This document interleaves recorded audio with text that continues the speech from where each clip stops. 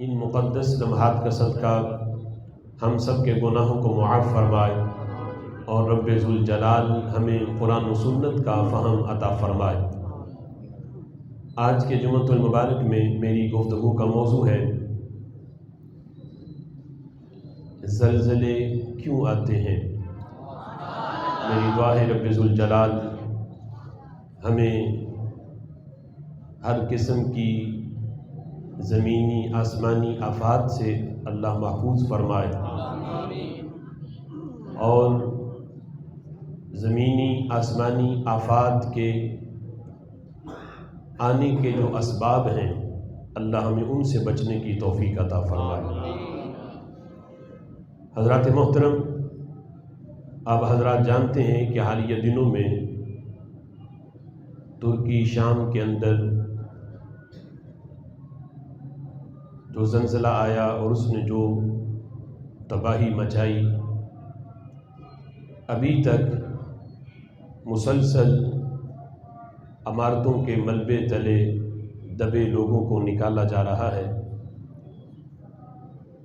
اور ابھی تک کی جو اطلاع ہے وہ ہزاروں کی تعداد میں وہاں ہلاکتیں ہوئیں، اور جو عمارتوں کا اور مالی جو نقصان ہوا وہ معاملہ الگ ہے۔ ابھی جانی نقصان کا ہی اندازہ نہیں لگایا جا رہا کہ وہ مکمل طور پہ کتنا ہے، کہ اتنی اونچی اونچی بلڈنگیں وہ بالکل تباہ ہوئیں اور ابھی تک ان کے ملبے تلے لوگ ان کو نکالا جا رہا ہے۔ ہم اپنے ترکی اور شام کے مسلمانوں بھائیوں کے ساتھ ان کے دکھ میں شریک ہیں اور ان کے ساتھ اظہار ہمدردی اور اظہار افسوس بھی کرتے ہیں۔ رب ذوالجلال ان کا جو نقصان ہوا اللہ اس کا نعم البدل انہیں عطا فرمائے،